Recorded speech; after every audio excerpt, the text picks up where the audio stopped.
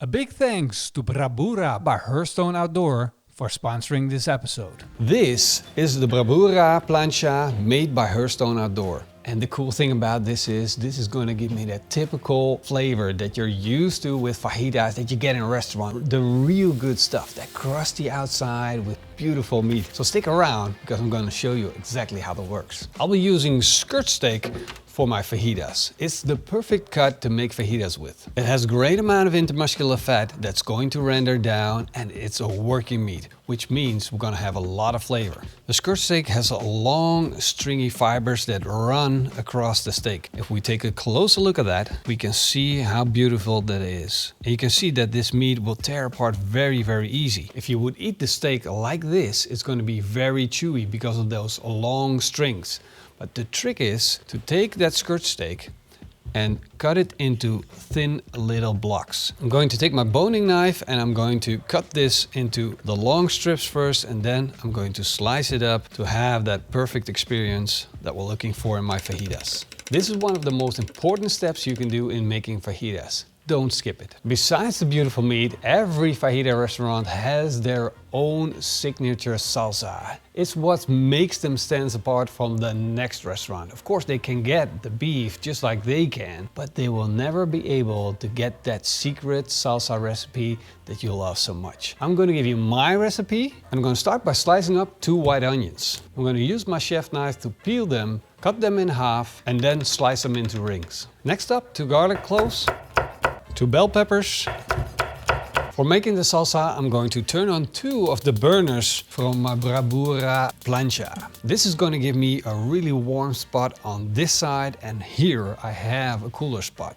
So if I'm cooking and I have some ingredients that are done cooking, I can move them to a cooler position on the plancha and keep them warm there until the rest is cooked. And while the plancha is warming up, I'm going to put a pan on the plancha, and it's going to heat up with my plancha. And therein goes a little bit of olive oil and a can of fine grated tomatoes. And I'm going to let that come up to a boil and evaporate as much moisture out of it as I can. And once you see the bubbles in the passata, you know the plancha is hot and you can cook the rest of the ingredients. All you need is a little bit of olive oil, and then put the onions on. Fry them until they turn soft. Then add the garlic and the bell peppers. A little bit more olive oil. And that beautiful char that we're getting on the onions and the bell pepper, that's going to be flavor for our salsa. You definitely don't want to miss out on this step to add flavor to your dish. The onions are going to be sweet. The bell peppers are going to have that nice paprika style flavor. You can see that the onion has become translucent as well as the paprika. It really toned down in color and it's turning soft, so it's kind of like starting to bend.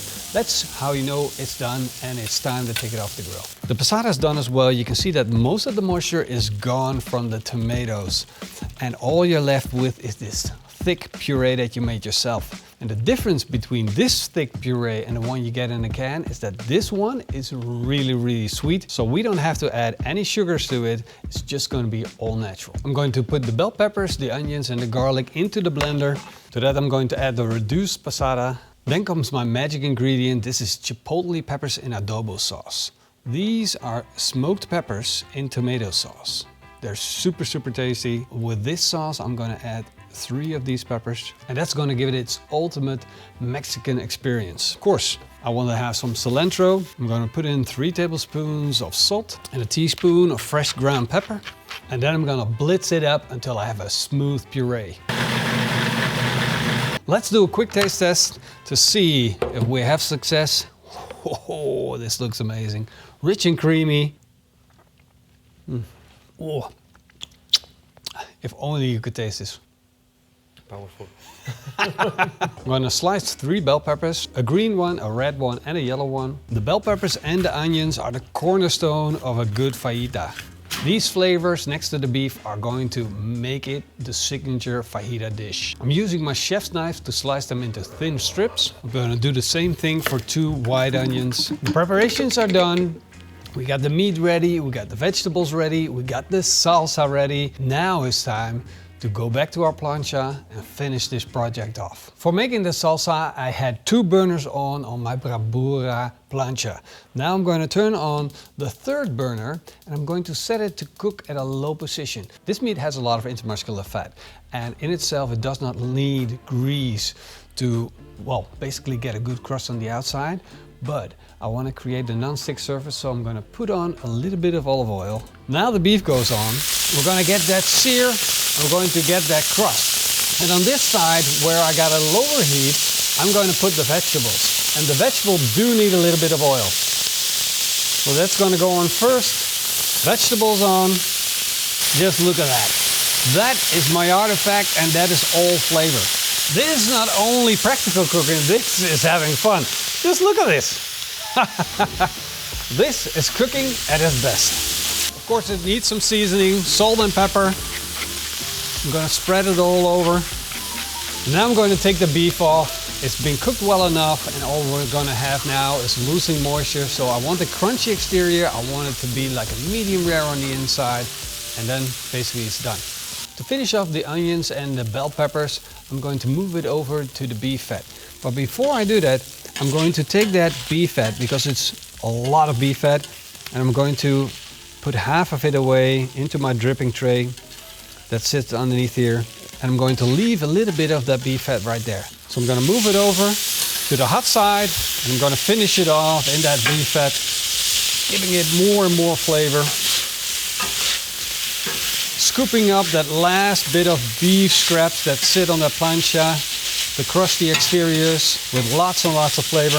This is going to be done in less than 30 seconds. All right, time to take this off, put this aside. I'm going to put my tortillas on this and let them soak up the rest of the flavors that sit on this plancha.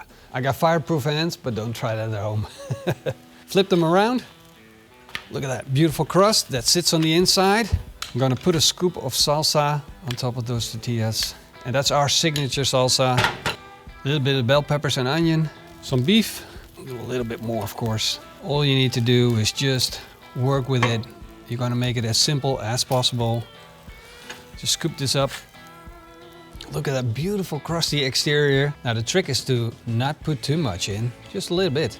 That is pure flavor. Bite-size flavor. I have 2 guests right here that came to bring us the brabura. They come from Spain. They know a thing or two about good food. That's perfect. Amazing. Yeah. Yes. What more do you want to know? It is tasty. You need to try this recipe. If you want to know more about the brabura, you have to go down below. The link's right there. You can find out all about this beautiful machine. In the meantime, we're gonna eat well today, guys.